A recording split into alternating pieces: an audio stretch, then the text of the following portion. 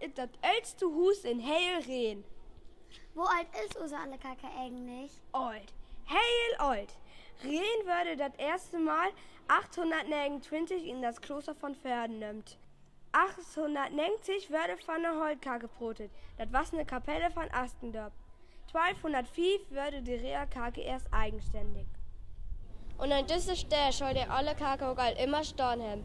Auch weil das hier der höchste Stelle in Rehn ist. Somit konnte das Hochvater von der Ämste die Kake auch nichts anhaben.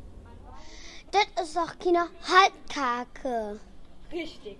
Nachdem der alle Holtkake kaputt und sie nicht mehr gebrochen war, würde an der gleichen Stelle eine Kake in romanischen Bauwiesen und Backsteine gebaut. Mann, das ist eine Lebenslage, keine romanische Bauwiese. Recht hast du, das ist eine spätgotische Bauwiese. Die Jahre gingen in Land und den ersten Pastor von Rehn, Hermann Watermann, lädte ob die Reste von der romanischen Kake, düsse spätgotische Kake drup bauen. Fürne den Gäbel hat man die Backsteine von der Ruine baut. Ich weiß, weil immer so nicht nichts verkommen lassen. Dafür steht also die Zahl an den Gäbel vorne. Das G steht für Gründung. Das was dann also feiert 1970 oder R steht für Renovierung, weil dann 803 feiertig werden. Richtig, das stimmt. Da waren noch ein paar Renovierungen mehr.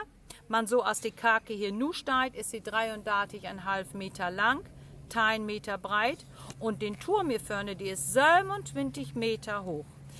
Und die höchste Stefan Binnen ist hier das Gewölbe, die ist 11 Meter feiertig hoch. Diese Malereien sind gotische Freskenmalereien, die kommen aus den Anfänger von das 16. Jahrhundert. Kiek mal genau hin. Hast du him als sein?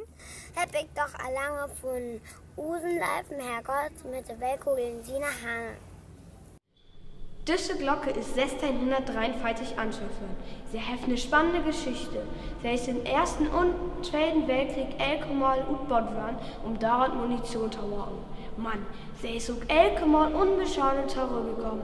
Mann, nur sein Rät in seine Hülle und ist das Glocke nicht mehr taugebrochen. In dieser Gedenkvitrine stehen die Namen von Soldaten drin, die im Zweiten Weltkrieg fallen oder vermisst sind. Und alle 3 Tage werden die Tafeln ausgeht und dann bin der nächsten Tage dran. Kiek mal, hier siehst du, wer an diese Tage sterben oder vermisst ist. Das wird Mord um diese Soldaten in Ehrentau holen. Die Barockaltor, die hier drin ist, die ist nur so drum hinkommen. Das was 1922. Weil, sieht 1900 Dateien, was ja die neue Kake min den Lauch in Gebrug. Und somit brugte man den Altor ja nicht mehr. Und ich weiß, dass von 1929 auch wenn hier erst eine Distillerie und dann eine Korkschaukel drin ist. Und in der Zeit vom Zweiten Weltkrieg habt ihr sogar Kriegsgefangene geschleppt. Nach dem Krieg habt ihr 45 Realü eine Zeit lang bauen müsst, weil sie aufgebrannt waren. Und auf ich glaube auf nicht. Mit Hochwasser 1946 habt ihr sogar eine olle Kake unterbringen müsst, weil das ganze Land unter Wasser stand. Ja, das stimmt. Man sieht 1964 ist das nu die Gedenkstätte für die Gefallenen von den beiden Weltkriegen. Dafür hat man die Kake heil utrümt und auch ein bisschen was umbaut. So auch an die Stelle, wo anders den neuen Altor stehen hat man nu Keramikplatten anbracht, die stellt den Krüßwächter.